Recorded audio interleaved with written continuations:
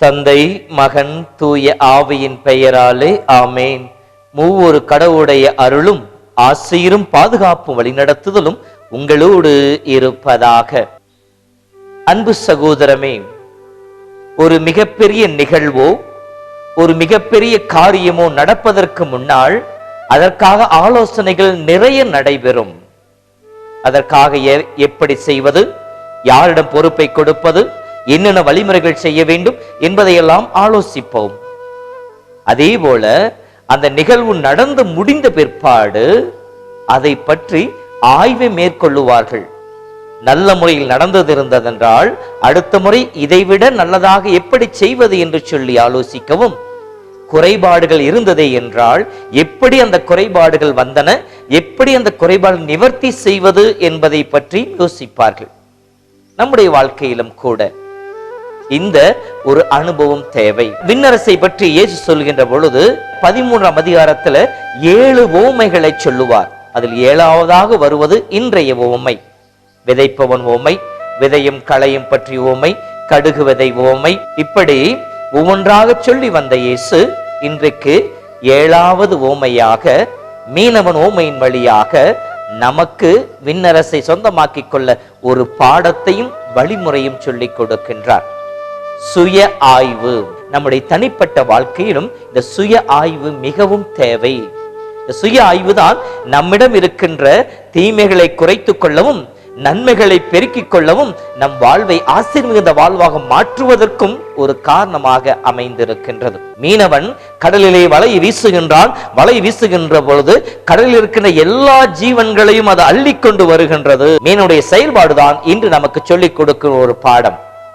மீனவன் வலையை இழுத்து கொண்டு கரைக்கு வருகின்றான். கரையிலே அமைதியாக அமர்ந்து தன் வலையிலே இருக்கின்ற மீன்களை எல்லாம் சேர்த்து பார்க்கின்றான். அதிலே நல்லவைகளும் இருக்கும், நஞ்சுள்ளவைகளும் இருக்கும். மீனவன் செய்வது என்ன? ஆற அமர கரையிலே அமர்ந்து, கடலிலே அமர்ந்து அவன் செய்யவில்லை, அந்த அலைகள் மத்தியிலே அவன் செய்யவில்லை, மாறாக கரையிலே வந்து அமைதியாக அமர்ந்து வலையை பிரித்து அதில் தேவையானவற்றை எடுத்து தன் கூடையிலே சேர்த்து வைத்துக் கொள்கின்றான். தேவையற்றவற்றை கரையிலோ கடலிலோ மீண்டும் தூக்கி எறிந்து விடுகின்றான். இதுதான் இந்த சுய ஆய்வின் போது நடக்க வேண்டியது. ஒவ்வொரு நாளும் காலையிலிருந்து மாலை வரை நாம் மிகவும் பரபரப்பாக இருக்கின்றோம். அந்த பரபரப்பான சூழ்நிலைகளே நம்மை பற்றியோ நம் ஆன்மாவை பற்றியோ சிந்திப்பதற்கோ தியானிப்பதற்கு நேரம் இருக்காது. ஒரு சில நேரங்களிலே நம் செயல்பாடுகளில் நம்முடைய மனம் செலுத்தப்படுகின்ற பொழுது எதை செய்யணும், எப்படி செய்யணும் சொல்லி அந்த பரபரப்பிலே செய்வதை அறியாமல் செய்து விடுவோம். அல்லது சூழ்நிலைகள் நம்மை அந்த சங்கடத்திற்கு உட்படுத்தும்.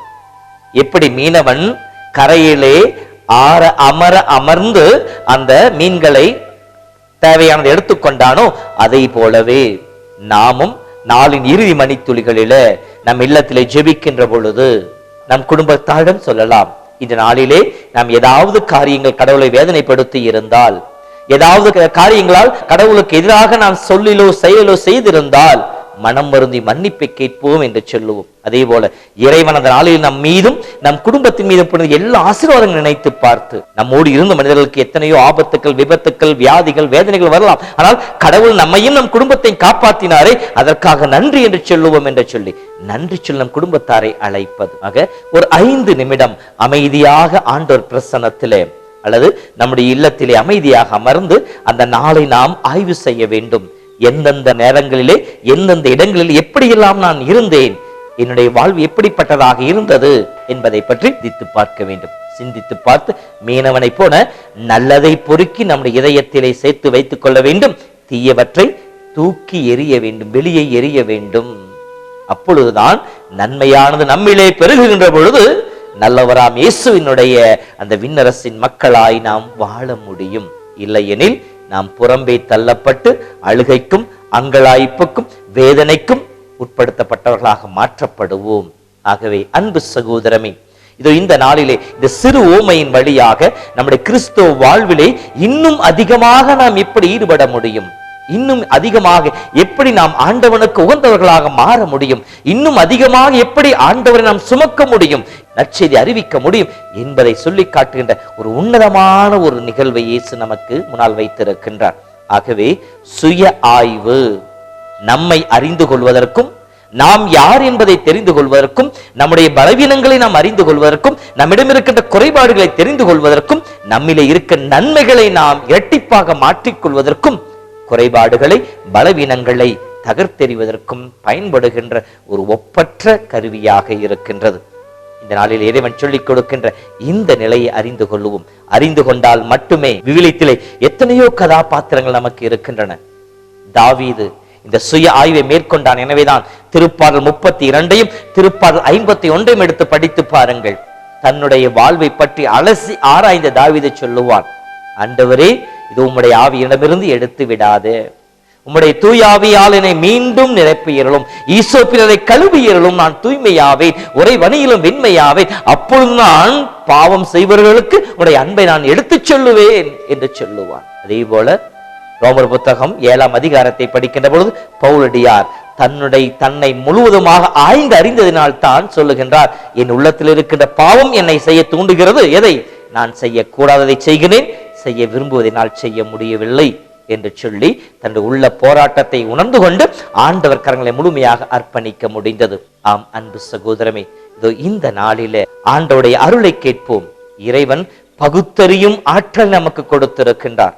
மனிதனுக்கு மட்டுமே இந்த 6ஆம் அறிவு என்று சொல்லப்படுகின்ற துய்த்துணர்கின்ற பகுத்து ஆய்கின்ற அறிவு, நல்லது எது தீயது எது என்பதை நாம் கண்டுகொள்கின்ற தேர்ந்தெடுக்கின்ற அறிவு, நல்லதை ஏற்றுக்கொண்டு தீயதை விலக்கி வாழ்கின்ற ஒரு ஒப்பற்ற ஞானத்தை கடவுள் கொடுத்திருக்கின்றார். அந்த ஞானத்தை நாம் இந்த நாளிலே தகுந்த முறையில் பயன்படுத்த அருள் வேண்டுவோம்.